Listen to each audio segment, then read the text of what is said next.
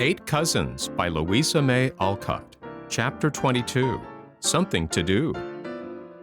Whatever danger there might have been from the effects of that sudden chill, it was soon over, though of course Aunt Myra refused to believe it, and Dr. Alec cherished his girl with redoubled vigilance and tenderness for months afterward.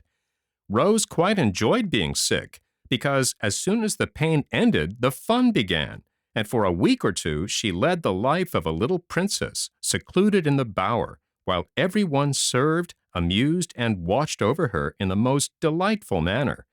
But the doctor was called away to see an old friend who was dangerously ill, and then Rose felt like a young bird deprived of its mother's sheltering wing, especially on one afternoon when the aunts were taking their naps, and the house was very still within, while snow fell softly outside. "I'll go up and hunt up Phebe. She's always nice and busy and likes to have me help her.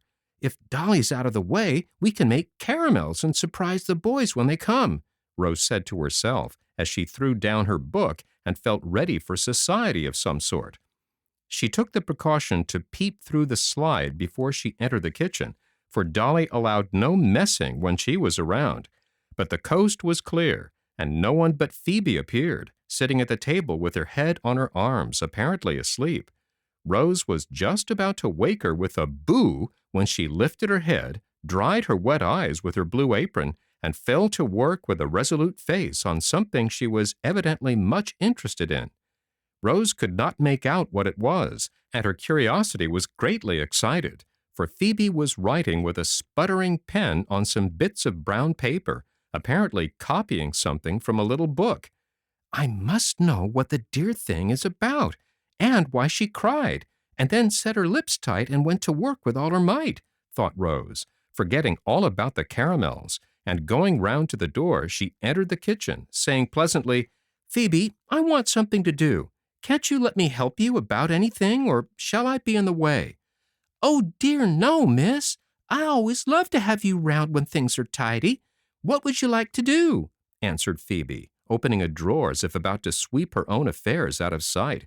But Rose stopped her, exclaiming like a curious child, "Let me see. What is it? I won't tell if you'd rather not have Dolly know. I'm only trying to study a bit, but I'm so stupid I don't get on much," answered the girl reluctantly, permitting her little mistress to examine the poor contrivances she was trying to work with. A broken slate that had blown off the roof, an inch or two of pencil, an old almanac for a reader, several bits of brown or yellow paper ironed smoothly and sewn together for a copybook, and the copy's sundry receipts written in Aunt Plenty's neat hand. These, with a small bottle of ink and a rusty pen, made up Phoebe's outfit, and it was little wonder that she didn't get on in spite of the patient persistence that dried the desponding tears and drove along the sputtering pen with a will. "You may laugh if you want to, Miss Rose. I know my things are queer, and that's why I hide 'em, but I don't mind since you've found me out, and I ain't a bit ashamed except of being so backward at my age," said Phebe humbly, though her cheeks grew redder as she washed out some crooked capitals with a tear or two not yet dried upon the slate. "Laugh at you? I feel more like crying to think what a selfish girl I am, to have loads of books and things and never remember to give you some. Why didn't you come and ask me, and not go struggling along alone in this way? It was very wrong of you, Phebe, and I'll never forgive you if you do so again," answered Rose, with one hand on Phoebe's shoulder, while the other gently turned the leaves of the poor little copybook. "I didn't like to ask for anything more when you're so good to me all the time, Miss dear," began Phebe, looking up with grateful eyes. "Oh, you proud thing, just as if it wasn't fun to give away, and I had the best of it. Now, see here, I've got a plan, and you mustn't say no, or I shall scold. I want something to do, and I'm going to teach you all I know. It won't take long." And Rose laughed as she put her arm around Phoebe's neck and patted the smooth dark head with the kind little hand that so loved to give. "It would be just heavenly," and Phoebe's face shone at the mere idea, but fell again as she added wistfully, "Only I'm afraid I ought not to let you do it, Miss Rose. It will take time, and maybe the doctor wouldn't like it. He didn't want me to study much, but he never said a word about teaching, and I don't believe he will mind a bit. Anyway, we can try it till he comes. So, pack up your things and go right to my room, and we'll begin this very day. I'd truly like to do it, and we'll have nice times. See if we don't," cried Rose eagerly. It was a pretty sight to see Phebe bundle her humble outfit into her apron and spring up as if the desire of her heart had suddenly been made a happy fact to her. It was a still prettier sight to see Rose run gaily on before, smiling like a good fairy as she beckoned to the other, singing as she went, "The way into my parlor is up a winding stair, and many are the curious things I'll show you when you're there. Will you walk in, Phebe dear?" "Oh, won't I?" answered Phebe fervently, adding as they entered the bower, "You are the dearest spider that ever was, and I'm the happiest fly. I'm going to be very strict, so sit down in that chair and don't say a word till school is ready to open," ordered Rose, delighted with the prospect of such a useful and pleasant something to do. So Phebe sat demurely in her place while her new teacher laid forth books and slates, a pretty inkstand, and a little globe, hastily tore off a bit of her big sponge, sharpened pencils with more energy than skill, and when all was ready, gave a prance of satisfaction that set the pupil laughing. "Now the school is open, and I shall hear you read, so that I may know in which class to put you, Miss Moore," began Rose with great dignity as she laid a book before her scholar and sat down in the easy-chair with a long ruler in her hand. Phebe did pretty well, only tripping now and then over a hard word and pronouncing identical in a sober way that tickled Rose, though never a smile betrayed her. The spelling lesson which followed was rather discouraging. Phoebe's ideas of geography were very vague, and grammar was nowhere, though the pupil protested that she tried so hard to talk nice like educated folks that Dolly called her a stuck-up piece who didn't know her place. "Dolly's an old goose, so you don't mind her, for she will say nater, victuals, and dues as long as she lives, and insist that they are right. You do talk very nicely, Phebe. I've observed it, and grammar will help you, and show you some things that are right, and others ain't or not. Added Rose, correcting herself, and feeling that she must mind her own parts of speech if she was to serve as an example for Phebe. When the arithmetic came, the little teacher was surprised to find her scholar quicker in some things than herself, for Phebe had worked away at the columns in the butcher's and baker's books till she could add so quickly and correctly that Rose was amazed, and felt that in this branch the pupil would soon excel the teacher if she kept on at the same pace. Her praise cheered Phebe immensely, and they went bravely on, both getting so interested that time flew unheeded till Aunt Plenty appeared, exclaiming as she stared at the two heads bent over one slate, "Bless my heart! What is going on now?" "School, Auntie. I'm teaching Phebe, and it's great fun," cried Rose, looking up with a bright face. But Phoebe's was brighter, though she added with a wistful look, "Maybe I ought to have asked leave first, only when Miss Rose proposed this, I was so happy I forgot to. Shall I stop, ma'am?" "Of course not, child. I'm glad to see you fond of your book, and to find Rose helping you along. My blessed mother used to sit at work with her maids about her, teaching them many a useful thing in the good old-fashioned that's gone by now. Only don't neglect your work, dear, or let the books interfere with the duties." As Aunt Plenty spoke, with her kind old face beaming approvingly upon the girls, Phebe glanced at the clock, saw that it pointed to 5, knew that Dolly would soon be down, expecting to find preparations for supper underway, and hastily dropping her pencil, she jumped up, saying, "Please, can I go? I'll clear up after I've done my chores." "School is dismissed," answered Rose, and with a grateful "thank you, heaps and heaps," Phebe ran away singing the multiplication table as she set the tea ditto.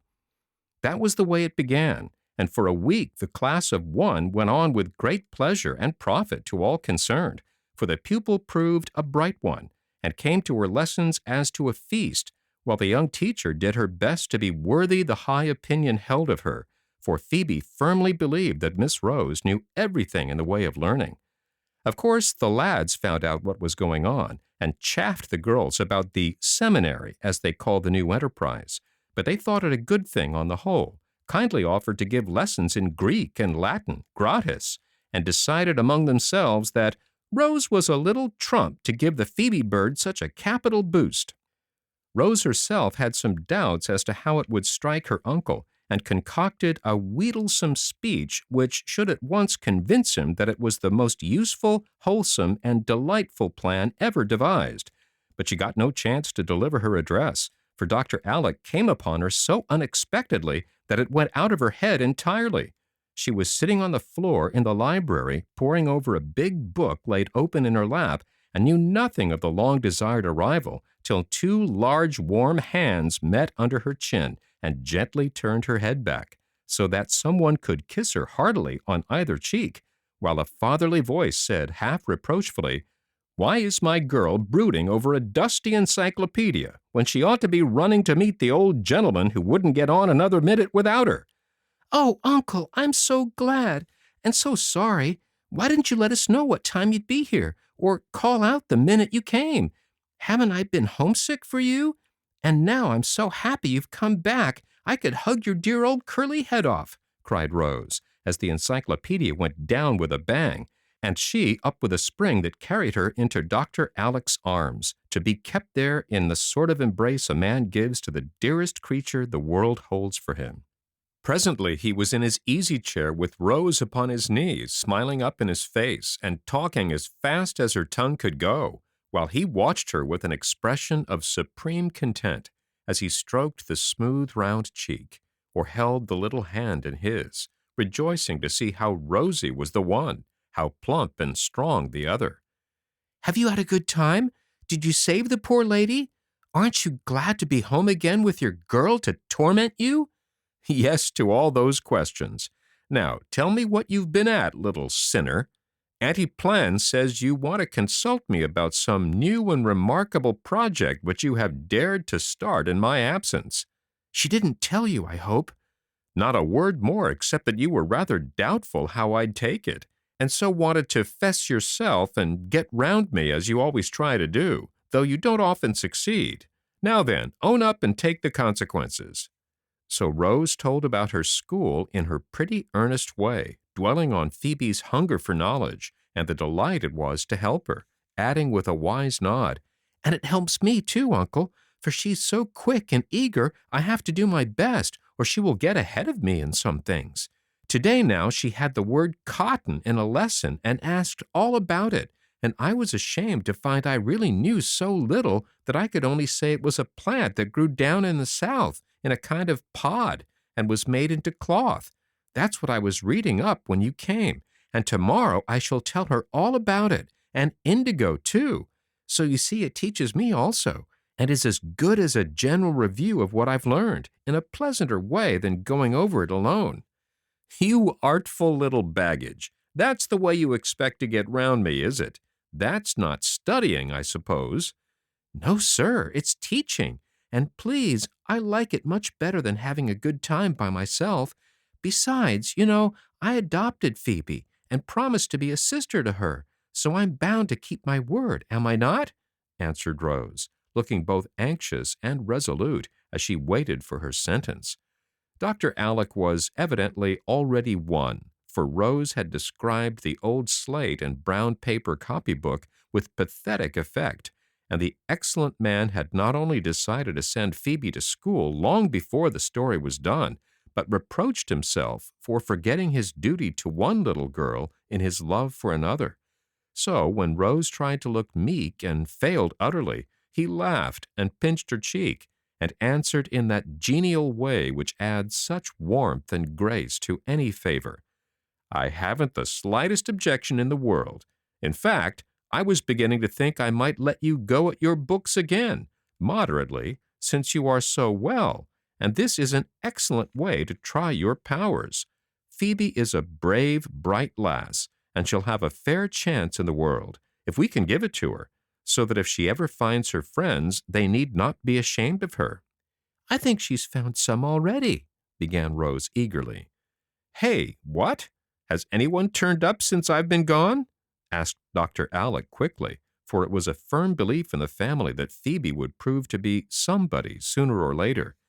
"No, her best friend turned up when you came home, Uncle," answered Rose with an approving pat, adding gratefully, I can't half thank you for being so good to my girl, but she will, because I know she's going to make a woman to be proud of. She's so strong and true and loving."